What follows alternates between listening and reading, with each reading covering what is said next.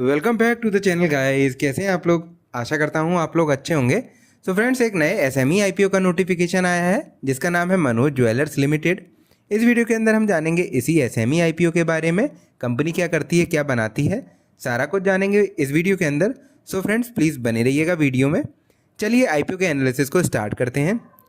ये जो आईपीओ है मनोज ज्वेलर्स, ये ओपन होगा 5 मई 2025 को, क्लोज होगा 7 मई 2025 के दिन। जो इशू प्राइस रखा गया है इस आईपीओ का वो है 54 रुपीज़ पर शेयर का। फेस वैल्यू रखी गई है 10 रुपीज़ पर शेयर की। वहीं पर बात करें लॉट साइज़ की तो वो आपको देखने को मिलेगा 2000 शेयर्स का। अब जानते हैं इस आईपीओ के टोटल इशू साइज़ को, तो वो है 16 करोड़ 20 लैक्स का, जो कि पूरा का पूरा फ्रेश इशू है। इसमें कोई भी ओएफएस या ऑफर फॉर सेल हमें देखने को नहीं मिलेगा फ्रेंड्स। अब जानते हैं आईपीओ के अदर इम्पोर्टेंट डेट्स के बारे में। तो जो आईपीओ की अलॉटमेंट डेट रखी गई है वो है 8 मई 2025 की। यानी कि अगर आपने आईपीओ में अप्लाई किया है तो आपको आईपीओ मिला या नहीं मिला ये पता चल जाएगा 8 मई 2025 के दिन। वहीं पर जो लिस्टिंग डेट है वो रखी गई है 12 मई 2025 की। अब फ्रेंड्स जानते हैं किस कैटेगरी में कितना % रिजर्वेशन रखा गया है। बात करें रिटेल कैटेगरी की तो उसके लिए रखा गया 50% का रिजर्वेशन। वहीं पर जो भी अदर कैटेगरीज हैं रिटेल कैटेगरी को छोड़कर उनके लिए रखा गया रिमेनिंग 50% का रिजर्वेशन। अब जान लेते हैं प्रमोटर की होल्डिंग के बारे में।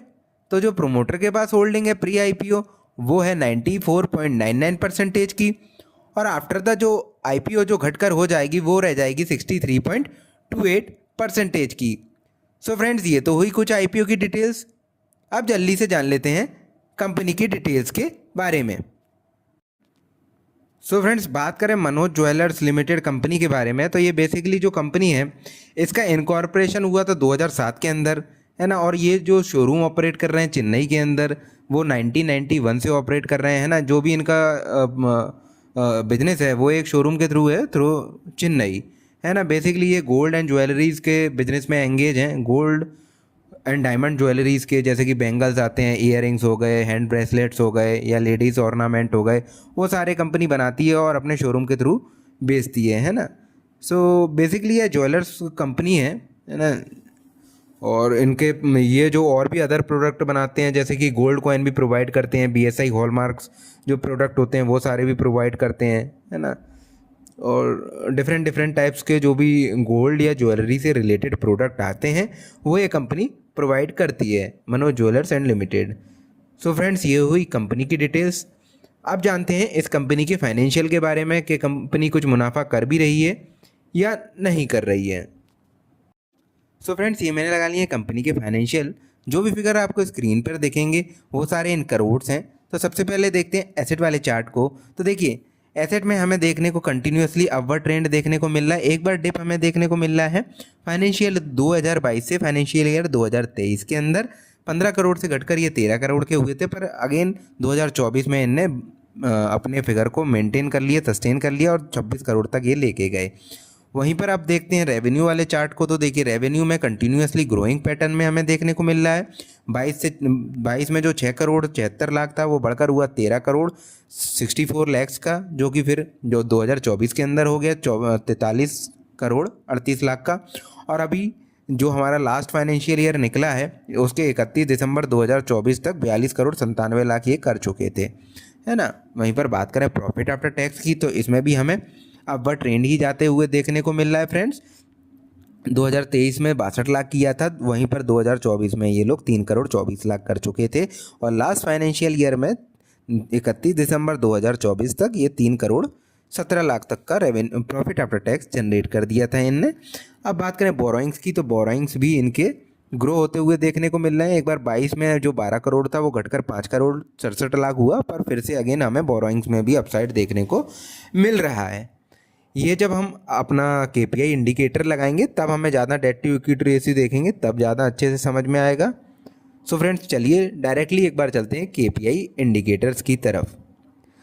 सो फ्रेंड्स, ये मैंने लगा लिए हैं केपीआई इंडिकेटर्स। सबसे पहले बात करें डेट टू इक्विटी रेशियो की तो 1.5 देखने को मिल रहा है, हायर साइड है फ्रेंड्स, है ना। फॉरेन एसएमई आईपीओ और बट ये गोल्ड और ऑर्नामेंट बनाने का काम करती है, तो इनको रॉ मटेरियल भी परचेज करना पड़ता है, इसलिए भी कई बार इन कंपनियों का डेट टू इक्विटी रेशियो बढ़ जाता है।